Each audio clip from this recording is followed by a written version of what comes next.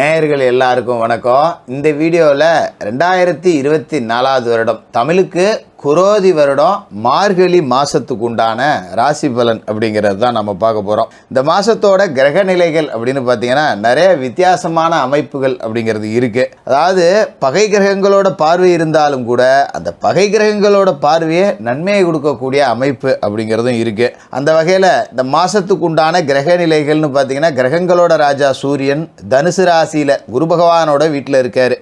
செவ்வாய் கடகராசியில் நீசமடைஞ்சு வக்கரமடைஞ்சு இருக்கார். சுக்கிர பகவான் மகர ராசியில் இருக்கார். 15ஆம் தேதி கும்பராசிக்கு போக போகிறாரு. புதன் விருச்சிக ராசியில் இருக்கார். 17ஆம் தேதி தனுசு ராசிக்கு போக போகிறாரு. குரு பகவான் ரிஷபத்தில் வக்கரம். சனி பகவான் கும்பத்தில் ஆட்சி. ராகு மீனத்துலேயும் கேது கன்னிலையும் தான் இருக்காங்க. இதுதான் இந்த மாதத்தோட கிரக அமைப்புகள் அப்படிங்கிறது. இதில் கடகத்தில் இருக்கிற செவ்வாய் கும்பத்தில் இருக்கிற சனியை பார்க்குறார். இது ஒரு பகை கிரகங்களோட பார்வை அப்படிங்கிறது. அதோடு இல்லாமல் செவ்வாய் மகரத்தில் இருக்கிற சுக்கிரனை 15ஆம் தேதி வரைக்கும் பார்க்குறாரு. அதன் பிறகு கும்பத்துக்கு சுக்கிரன் 5 தேதிக்கு பிறகு போயும் கூட சுக்கிரனை பார்க்குறாரு. செவ்வாய்க்கு சுக்கிரன்கிறவர் பகை கிரகம் இருந்தாலும் கூட சுக்கிரமங்கல யோகம் அப்படிங்கிற ஒரு அற்புதமான யோகம் ஏற்படுது. அதாவது செவ்வாயோட பார்வை பட்டு சுக்கிர பகவான் மங்கள யோகம் அடைகிறார்.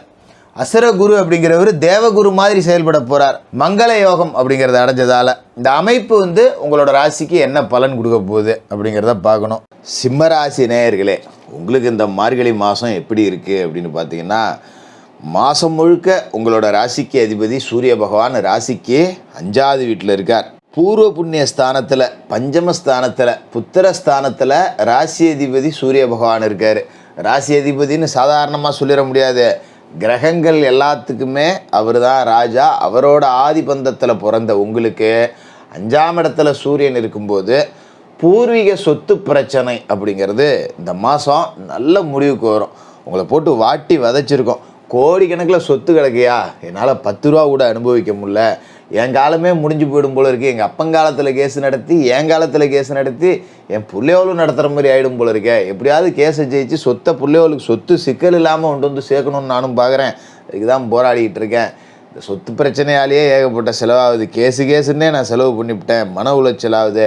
பங்காளி ஒருத்தர் சம்மந்தமே இல்லாத பொய் கேஸு போட்டு வச்சு இழுத்துக்கிட்டு கிடக்கிறான்.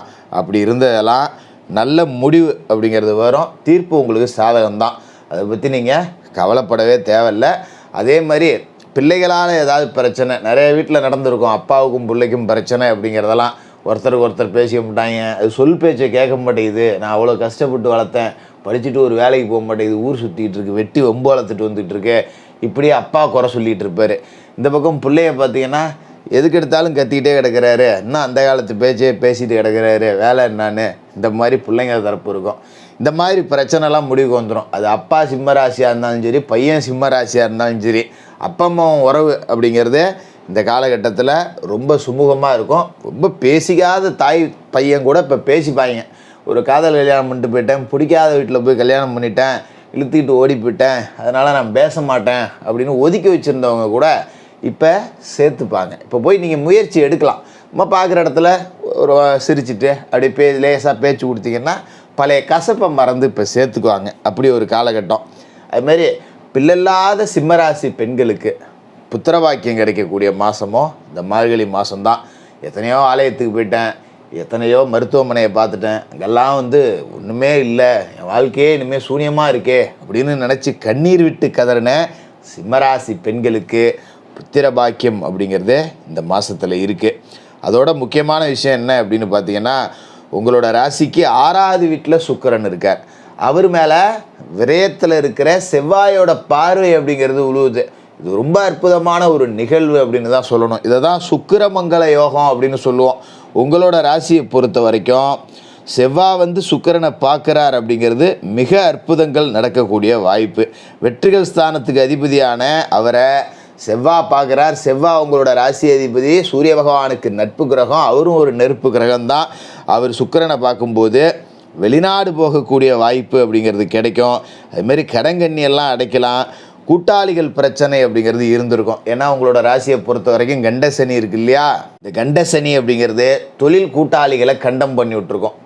கூட்டு தொழில் பண்ணிகிட்டு இருக்கோம். நண்பனோட ஒருத்தன் உறவுகாரனோட ஒருத்தன்னா சண்டை சச்சரவை உண்டாக்கிட்டே இருக்கும். தினமும் பார்த்திங்கன்னா ஒருத்தருக்கு ஒருத்தர் கத்திக்கிட்டே கிடக்கிறது, தேவையில்லாமல் ஆஃபீஸை பூட்டி போடுறது, ஒரு கடை நடத்தினா அவன் வரல நான் மட்டும் திறக்கணுமான்னு நிப்பாட்டி போடுறது, இந்த மாதிரி விவகாரங்கள்லாம் இதுக்கு மேலே நல்ல முடிவுக்கு வரும். சரி போ அப்படின்னு சொல்லிட்டு ஒருத்தருக்கு ஒருத்தர் பேசி ஒரு ஒப்பந்தத்தை எழுதிவேன். எப்பா நீ 2 நாள் பார்த்துக்க, நான் 2 நாள் பார்த்துக்கிறேன், இல்லைன்னா இந்த அவன் பார்த்து வாங்கிட்டு நீ பிரிச்சுட்டு போ. இந்த மாதிரி சரியான ஒரு தீர்வு அப்படிங்கிறத அடையக்கூடும். அதுமாரி புது கூட்டாளிகள் வந்திணையக்கூடிய வாய்ப்பு கூட இருக்குது. ஒரு தொழில் நடத்துகிறேன், முதலீடு இல்லை, நல்லபடியாக போயிட்டுருக்கு, இன்னும் 10 ரூபா முதலீடு கிடைச்சா இன்னும் பெருக்குவேன் அப்படிங்கிறவங்களுக்கெல்லாம் இப்போ புது கூட்டாளிகள் வந்திணைஞ்சு பெருக்கி கொடுப்பாங்க.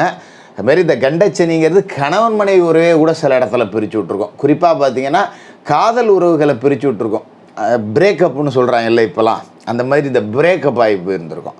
அதெல்லாம் இப்போ மறுபடியும் சேரக்கூடிய வாய்ப்பு.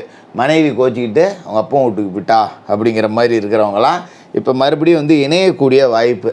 ஒரு டைவர்ஸ் வரைக்கும் போனவங்க கூட, நீதிமன்ற படி வரைக்கும் போனவங்க கூட வேண்டாம் போ, நம்ம பிள்ளைகளுக்காவது நம்ம வாழணும், நமக்கு இந்த வாழ்க்கையில் இன்னார் தான் மனைவி, இன்னார் தான் கணவன் அப்படின்னு மனம் திருந்தி ஒன்று சேர்ந்து வாழக்கூடிய ஒரு வாய்ப்பு அப்படிங்கிறதும் இந்த காலகட்டத்தில் இருக்குது. அதுமாரி குரு பகவான் இப்போ வக்கரம் அடைஞ்சிருக்கார். 10ல் குரு வக்கரம் அடைகிறது நல்லது தான். ஏன்னா குரு உங்களோட ராசிக்கு ஒரு நட்பு கிரகமாக இருந்தாலும் கூட அவர் இருக்கிற இடம் சரியில்லை. 10ஆம் இடத்துல போய் உக்காந்துக்கிட்டார். 10ல் குரு பதவியில் நாசம், கண்ட சனி இருக்கிறப்ப கன்ஃபார்மாக நாசம், அதில் எந்த மாற்றமும் கிடையாது. அப்போ சொந்த தொழிலை காலி பண்ண குரு வக்கரம் அடைகிறது சொந்த தொழிலில் லேசாக நம்மளை தலை தூக்க உதவ போகுது அப்படின்னு தான் அர்த்தம். மூடி போட்டுட்டு போகலாண்டா, இந்த பொழப்பு பிழைக்கிறதுக்கு எங்கேயாவது கூலி வேலைக்கு போகலாண்டா அப்படின்னு நினச்சவங்க கூட இப்போ அந்த தொழிலை நடத்தலாம். அது மாதிரி அரசு வழி காரியங்களில் இருந்த தடைகளை நீக்கி கொடுப்பாரு. ஒரு கோர்ட்டு கேஸு நிலையில் ஏற்கனவே சொல்லியிருந்தோம் பார்த்திங்களா, அந்த மாதிரியெல்லாம் ஜெயிக்கலாம். அதுமாரி நீதிமன்றத்தில் உங்கள் மேலே ஒரு கிரிமினல் வழக்கு இருக்குது, அவாண்டமாக ஒரு குற்றச்சாட்டுக்கு ஆளாயிட்டேன், வீண் பழி, செய்யாத தப்புக்கு என் மேலே கேஸு போட்டாங்க, பொய் கேஸு அப்படின்னவங்க கூட இப்போ அதுலேருந்து ஜெயிச்சு வெளியில் வரலாம். அதுமாரி இன்சூரன்ஸில் ஒரு பணம் மாட்டிக்கிச்சு, எடுக்க முடியல, ஒரு வண்டி ஒன்று ஒரு 2 வருஷத்துக்கு முன்னே அடிபட்டு போச்சு, அந்த காசு இன்னும் வர மாட்டேங்குது, என்ன பண்ணுறதுன்னு தெரியல அப்படின்னவங்களுக்குலாம் அந்த நிலுவைத் தொகை வரும். ஒரு இடம் கவர்மெண்ட்டில் எடுத்திருக்காங்க, பங்காளிங்க சண்டையால் அந்த பணத்தை வாங்கவே முடியல அப்படிங்கிறவங்களாம் இப்போ கூட்டு பேசி ஒன்றா உட்காந்துங்க, வாப்பா முதல்ல கவர்மெண்ட்டுக்கிட்டேருந்து பணத்தை வாங்குவோம், நம்ம பஞ்சாயத்தை நம்ம பார்ப்போம், வாங்கி நம்ம பிரிச்சுக்குவோம் அப்படிங்கிற மாதிரி ஒரு நல்ல முடிவுக்கு வருவீங்க. இதனால் அரசு காரியங்கள் சார்ந்து உங்களுக்கு வர வேண்டிய பணம் எல்லாமே கண்டிப்பாக வரும். அதோட மார்கழி 15 கும்பராசிக்கு சுக்கிரன் போகிறாரு. 3க்கும் 10க்கும் அதிபதியான சுக்கிரன் 7வது வீட்டுக்கு போகிறாருங்கிறது யோகமான நேரம் தான், தொழில் வளர்ச்சி தரக்கூடிய நேரம். இங்கேயும் செவ்வாயோட பார்வை அவர் மேலே விழுவுது அப்படிங்கிறதால சமசப்தம சுக்கிர மங்கள யோகம் அப்படின்னு இதை நாம் சொல்லுவோம். நகை நட்டு சேர்க்கலாம், அப்படி ஒரு யோகம் அப்படிங்கிறது தான் இது. நிறைய துணிமணிகள் நகை நட்டுகள் வரும். சொந்த பந்தத்தில் நிறைய விருந்து விசேஷ நிகழ்ச்சிகள் நடக்கும். உறவுகளோட கூடி மகிழ்ச்சியாக இருப்பீங்க. அதுமாரி 17ஆம் தேதி தனுசு ராசிக்கு புதன் போகிறார். அதாவது புதனோட ஆதித்யன் சேர்றார், ஆதித்யனோட புதன் சேர்றார். 2க்கும் 11க்கும் அதிபதியான புதன் 5க்கு வரார். அப்படிங்கிறது வருமானத்தை உயர்த்தி வாழ்க்கை தேவையை பூர்த்தி செய்யும். அப்போ கண்டச்சனி அப்படிங்கிற ஆதிக்கமே இந்த மாதத்தில் உங்களுக்கு தெரியாது அப்படிங்கிற அளவுக்கு நல்லா இருக்கும். இந்த மார்கழி மாதம் ஒரு சிறப்பான மாதம். உங்களால் முடிஞ்ச வரைக்கும் ஏழைபாளைகளுக்கு அன்னதானம் பண்ணுங்கள், கோபத்தை கொஞ்சம் குறைச்சிங்க. இதை செஞ்சிட்டாலே இந்த மார்கழியில் பல நல்ல சம்பவங்கள் காத்துக்கிட்டு இருக்கு. சிம்மராசிக்காரர்களுக்கு வாழ்த்துக்கள்.